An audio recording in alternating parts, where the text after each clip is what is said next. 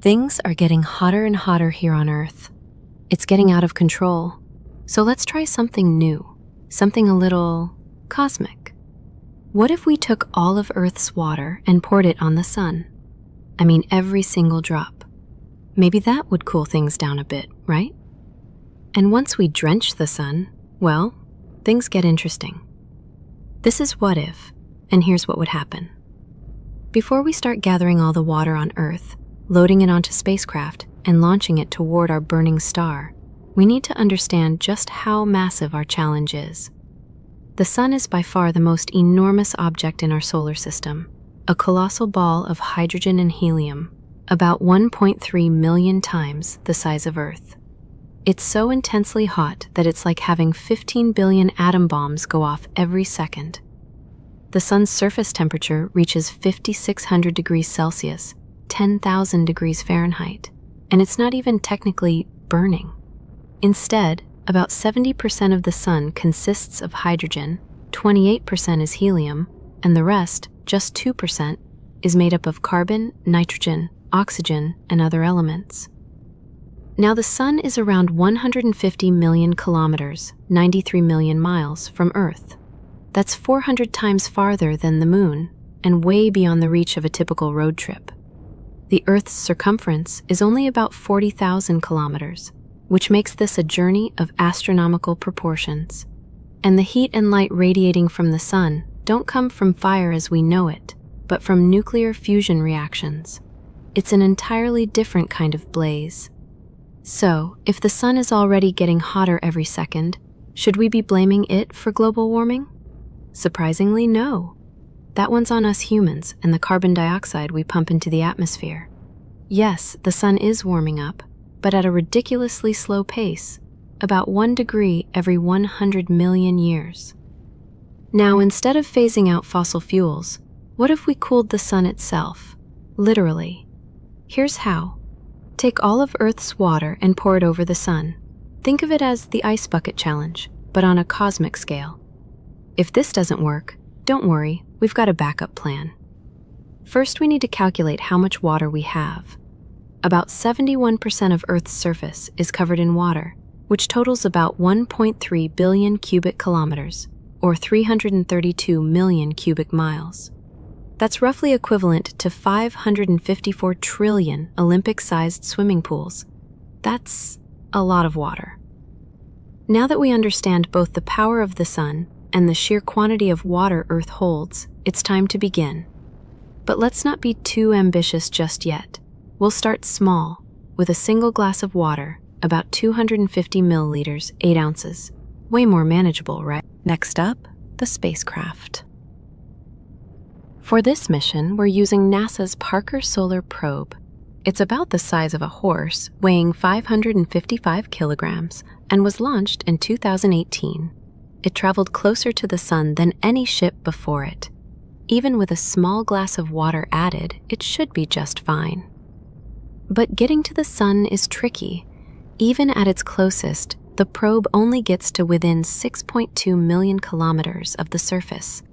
That's because flying into the sun is 55 times harder than flying to Mars.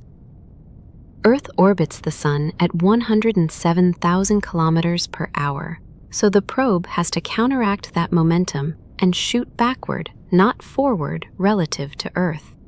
Think of throwing a frisbee against the wind. It's similar physics. Fast forward a few years, and now our probe is in place. A robotic arm gently tilts the glass of water and pours it. In milliseconds, the water evaporates with a faint hiss. Absolutely no impact on the sun. If anything, the sun is now heavier by a microscopic amount. Well, that didn't work. Let's scale it up. This time, we're dumping an entire lake onto the sun. Let's pick Lake Superior, the world's largest lake by surface area and the third largest by volume. If you poured its water over North and South America, you'd be standing in 30 centimeters of water. To drain the lake, we'd need permission from both the US and Canada, and then dig a drainage channel leading to pipelines and eventually to our starships at SpaceX in Texas. But building a pipeline like this could take 5 to 10 years, or worse, using an oil pipeline would still take 70,000 years to transport all that water. Not fast enough. Let's import the most powerful pump in the world, the Nachthuis pump from the Netherlands. It can move 1,200 cubic meters, 42,400 cubic feet, per second. At that rate, it would take 320 years to drain Lake Superior. If we use 320 pumps, that drops to 1 year. Use 960 pumps? We could do it in 4 months. But each pumping station costs around $1 billion and takes 3 years to build. So yeah, this is getting costly. And all this construction could mess up local ecosystems and cause an international diplomatic mess. Still, maybe the world will come together to stop the heat. Even if we manage this, we need to haul the water to launch sites. That would take 53 billion tanker trucks. So maybe let's skip trucking and build a launch pad at Lake Superior? Much better. Still, you'd need 48 billion starships, launching one every 3 seconds non-stop for 4 years. Fueling all those ships would require 48 trillion tons of methane and 192 trillion tons of oxygen just to get to orbit, let alone the sun. Let's say we pull it off. As the ships approach the sun, they melt from the 500,000 degrees Celsius, 900,000 degrees Fahrenheit temperatures. And the water? It vaporizes before it even touches the surface. Total failure. Time for a new strategy. What if we used a massive hose, 150 million kilometers long, and aimed it directly at the sun? The last 10 million kilometers would need to be made of special heat-resistant materials. You'd need a nuclear reactor to pump the water from Lake Superior directly into the sun. What happens next? The sun starts burning brighter. Wait, what?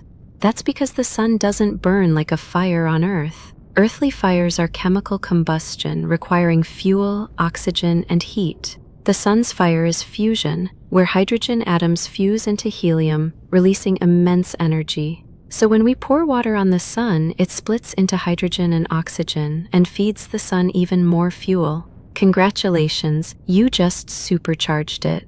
At this rate, the water from Lake Superior only makes the sun stronger. Still determined? Then let's pour all of Earth's water on the sun. That means draining the oceans, which hold 97% of our water. Forget starships or hoses. We're building a portal directly from Earth to the sun. We place this portal at the bottom of the Mariana Trench, Challenger Deep, 11 kilometers, 36,000 feet beneath the sea. At that depth, pressure is over 1,000 times what we experience at sea level. A 10-meter-wide portal would take hundreds of thousands of years to drain the oceans, so we'll build more portals all over the seafloor. Finally, all of Earth's water is pouring onto the sun. The Parker Solar Probe sends back data.